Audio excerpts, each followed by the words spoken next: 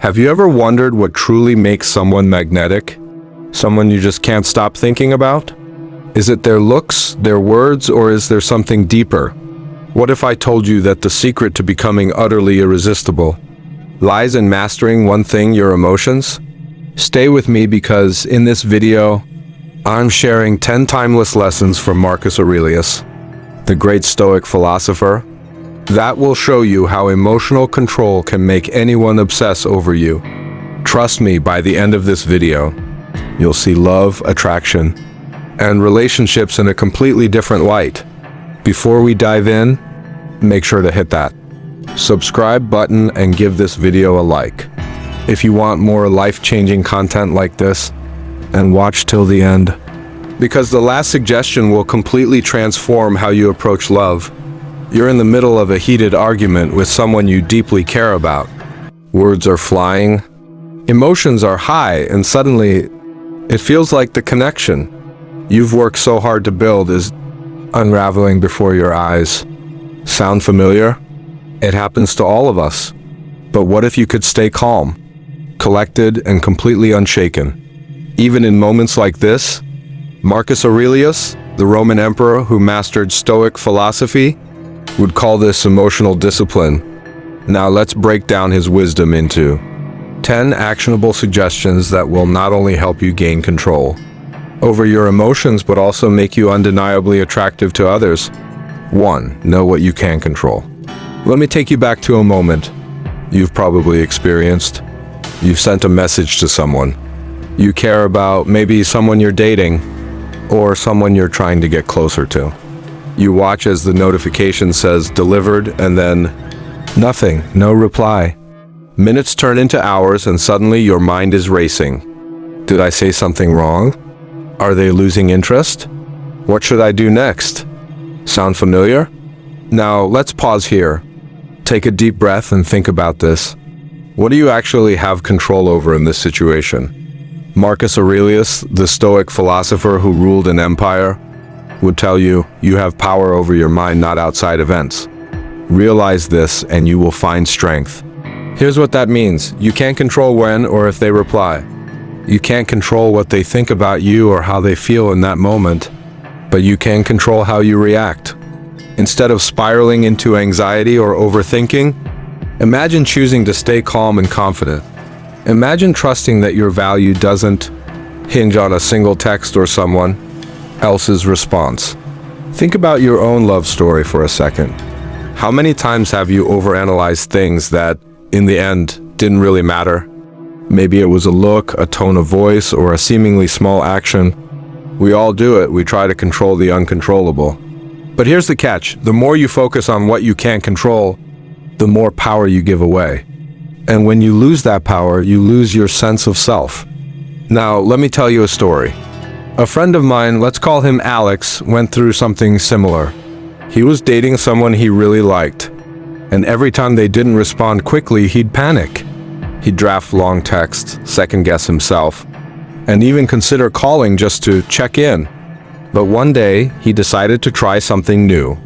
He remembered this lesson from Marcus Aurelius: focus on what you can control. So, instead of obsessing over their silence, he focused on himself.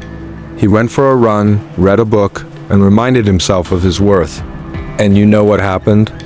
Not only did they reply eventually, but they also started showing more interest. Why? Because Alex had shifted his energy. He wasn't desperate or overbearing, he was calm, confident, and in control. So let me ask you, what's one situation in your love life where you could let go of trying to control someone else's actions or feelings? Maybe it's waiting for a message, hoping for an apology, or wanting someone to make the first move. Take a moment to reflect.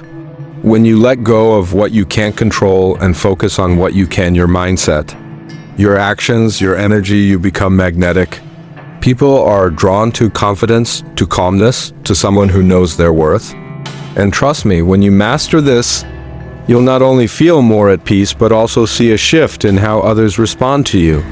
2. Stay calm amid chaos. Let's shift gears to something we've all faced: conflict. Think about the last time you had an argument with someone you care about. Maybe it was a disagreement with your partner, a misunderstanding with a crush, or even a heated debate with a close friend. Do you remember how it felt? Your heart racing, your words tumbling out, and afterward, the regret that you didn't handle it better? Now imagine this, the argument begins. But instead of matching their tone or getting swept up in the emotions, you stay calm. You take a breath, listen carefully, and respond thoughtfully. Picture how that would feel for both you and the other person.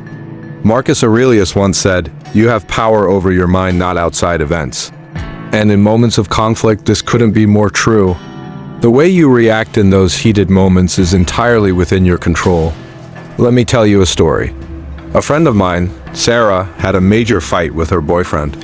He accused her of not caring about his feelings because she forgot something important.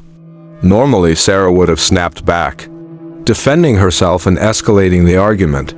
But this time, she decided to try something different. She took a deep breath and remembered this principle: stay calm amid chaos. Instead of reacting, she paused and said, "I hear you. Can you help me understand how I made you feel?" That one sentence changed everything. The tension dissolved and her boyfriend opened up about feeling neglected. Not just in that moment, but overall. It turned what could have been a destructive argument into a moment of connection. Let's be honest, staying calm in the heat of the moment isn't easy. It takes practice and a lot of self-awareness. But when you manage to do it, something incredible happens. You show the other person that you're in control of your emotions, and you create space for real communication. Think about your own love story. Have there been moments where reacting impulsively made things worse?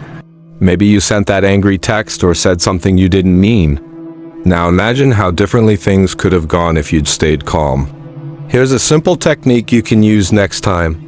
You feel emotions rising, pause and ask yourself, what's my goal in this conversation? If your goal is to strengthen the relationship, let that guide your response. And let me ask you, when was the last time someone stayed calm during a conflict with you? Didn't it make you feel respected and heard? That's the energy you can bring to your relationships. And trust me, it's unforgettable. When you become the calm in the storm, you set yourself apart. You show strength, emotional intelligence, and a depth that's incredibly attractive. So the next time chaos arises, remember you have the power to stay calm, and that's a power few people have mastered. 3. Detach from outcome obsession. Think about this. Have you ever found yourself obsessing over how something will turn out in your love life? Maybe it's waiting for that text, hoping someone will say the 3 magic words, or wishing for a perfect ending like in the movies. It's natural, we all do it. But let's be honest. Doesn't it feel like putting your happiness in someone else's hands? Marcus Aurelius reminds us, do not let your happiness depend on things outside your control. It's a profound truth, but also challenging to live by, especially when it comes to matters of the heart. Here's a story that might resonate with you. Imagine a guy named Liam. Liam had a huge crush on his colleague, Emily. He planned every interaction meticulously, replayed their conversations in his head, and constantly worried about whether she liked him back. He was so focused on the outcome, getting Emily to like him, that he lost sight of himself. One day, Liam came across a quote, "Detach from the outcome and focus on the moment." He decided to shift his perspective. Instead of trying to make Emily like him, he started showing up as his best self, confident, kind, and authentic. He stopped overanalyzing every text and just enjoyed their interactions. And you know what? Something incredible happened. Emily noticed the change. She was drawn to Liam's newfound confidence and ease. The connection they built was genuine, not forced or driven by desperation. Now think about your own life. Are you overly attached to an outcome with someone right now? Maybe it's about wanting someone to commit or hoping they'll call you first. What if instead you focused on being present, on enjoying the journey, the laughter, and the moments of connection without letting the result dictate your peace of mind? When you let go of trying to control every little detail, you free yourself. You become more attractive because people are drawn to those who are self-assured. And don't hinge their happiness on external validation. So, let me ask you, is there an outcome you've been obsessing over? Share it in the comments.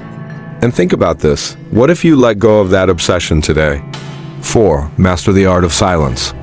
Have you ever been on a date or in a conversation where you felt the urge to fill every silence? You kept talking, cracking jokes, or oversharing just to avoid that awkward pause. We've all been there. But here's the thing, silence, when used wisely, can be a powerful tool in love and relationships. Marcus Aurelius said, "Silence is a form of strength." And in a world full of noise, those who embrace silence stand out. Let me tell you about Mia. She had always been a talker, especially on dates. She believed that keeping the conversation flowing nonstop would make her more likable. But one day, on a date with someone she really liked, she decided to try something different. During their conversation, instead of rushing to respond, Mia paused. She let the silence linger for a moment, giving the other person space to open up. To her surprise, that silence wasn't awkward, it was powerful. Her date shared something deeply personal, something they might not have if Mia hadn't given them room to speak. Silence shows confidence. It tells the other person that you're comfortable with yourself and don't feel the need to fill every moment with words. It also creates space for deeper conversations, for vulnerability and for meaningful connection. Think about a time when someone truly listened to you, when they didn't interrupt or try to fill the silence. Didn't it make you feel seen and valued? That's the energy you can bring into your relationships. Here's a challenge for you. The next time you're on a date or talking to someone you care about, embrace silence. Instead of rushing to respond, pause and listen. Notice how it changes the dynamic. So, let me ask you, how do you feel about silence in your conversations? Does it make you uncomfortable? Or do you see it as an opportunity for deeper connection? 5. Control the narrative in your mind. What's the story you've been telling yourself about your love life? Is it something like, "I'm not lucky in love," or "I always end up hurt"? If so, let me tell you this, that story isn't your reality, it's just a script you've been playing on repeat. And the beautiful thing, you have the power to rewrite it. Marcus Aurelius said, "The happiness of your life depends upon the quality of your thoughts." This means that the way you see yourself and your love life shapes your reality. Let me share a story about a friend named Jake. Jake had been through a series of failed relationships, and he started to believe that he was the problem. He'd tell himself, "I'm just not good at love." That belief showed up in how he acted, hesitate to open up, doubt himself constantly, and settle for less than he deserved. One day, Jake decided to challenge that narrative. He wrote down a new story. "I am deserving of love and capable of building meaningful connections." At first, it felt strange, almost like a lie. But the more he repeated it to himself, the more he started to believe it. Jake's actions began to change. He walked into dates with confidence, knowing his worth. He set boundaries and didn't settle for people who didn't meet his standards. And eventually, he met someone who saw him for who he truly was, someone who appreciated his newfound self-belief. Now think about your own story. What's the narrative you've been telling yourself? Is it empowering or is it holding you back? Here's an exercise for you. Write down one positive belief about your love life. Maybe it's, "I am worthy of love," or "I bring value to every relationship I'm in." Repeat it to yourself every day, especially when doubt creeps in. Let me ask you, what's one story about your love life that you're ready to rewrite? Share it in the comments. When you change the narrative in your mind, you change the way you show up in love, and that can make all the difference. 6. Focus on actions, not words. Think back to a moment in your love life when someone said all the right things, but didn't follow through with their actions. Maybe they promised they'd call, make plans, or prioritize you, but somehow their actions didn't align with their words. How did that make you feel? Disappointed? Confused? Frustrated? Now, here's the truth. Marcus Aurelius believed in valuing what is real and tangible. He once said, "Waste no more time arguing about what a good man should be. Be one." The same principle applies to love. Don't focus solely on what someone says. Focus on what they do. Let me tell you a story. There's a woman named Rachel who fell for a man named Chris. Chris was charming, always texting her sweet things and telling her how much he cared.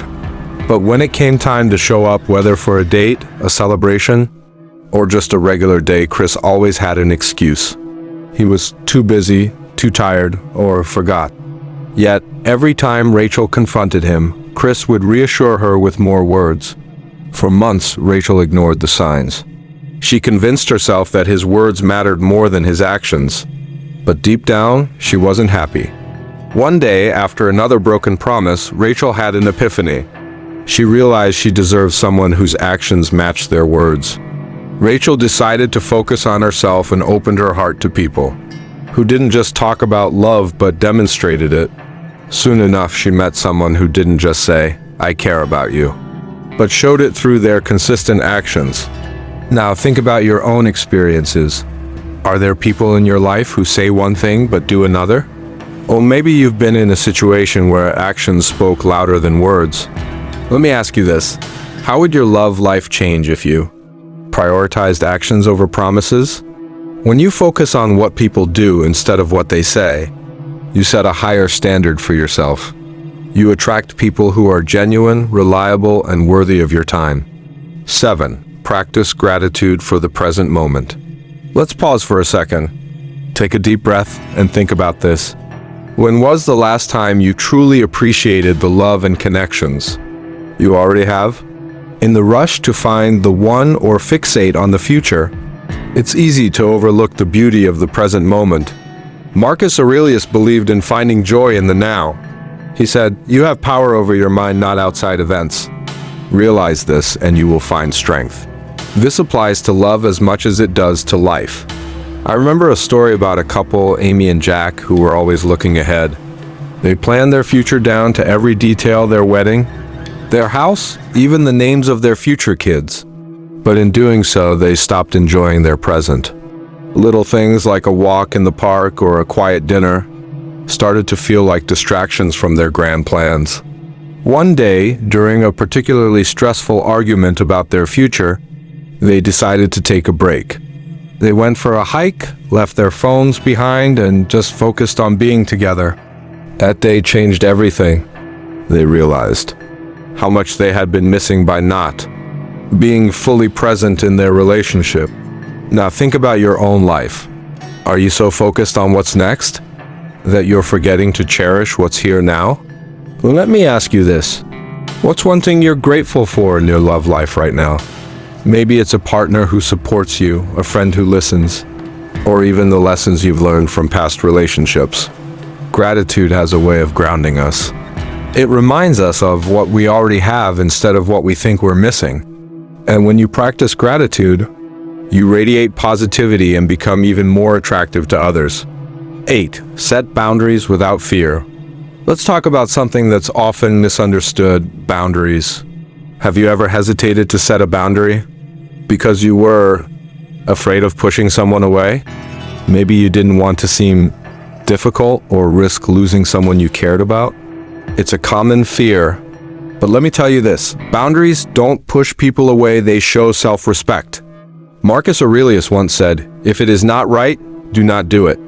If it is not true, do not say it." This wisdom can guide you in setting boundaries. It's about knowing what feels right for you and standing firm in it, even if it's uncomfortable. Let me share the story of Sam. Sam was dating someone who constantly canceled plans last minute. At first, Sam let it slide, thinking, maybe they're just busy. I don't want to seem demanding. But over time, it started to hurt. Sam felt undervalued and ignored, but was too afraid to say anything. One day, Sam mustered the courage to have an honest conversation. They said, "I value my time, and it hurts when plans are canceled without notice. I need to know that my time matters to you." To Sam's surprise, their partner apologized and made an effort to be more considerate moving forward. Boundaries don't have to be confrontational. They're simply a way of showing others how to treat you. When you set boundaries, you teach people how to love and respect you. And if someone walks away because of a boundary, they were never meant to stay. Now, let me ask you, is there a boundary you've been afraid to set in your relationships? Maybe it's about communication, respect, or time. What would happen if you set that boundary today? Setting boundaries isn't about creating walls. It's about building bridges to healthier, more fulfilling connections. And when you honor your boundaries, you attract people who honor them too. 9. Learn to love without attachment. Have you ever loved someone so deeply that the thought of losing them felt unbearable? Maybe you felt like your happiness, your identity, and your world revolved around them. It's a powerful feeling, but it can also be a dangerous one. When we love with attachment, we often hold on too tightly, fearing the end before it even begins.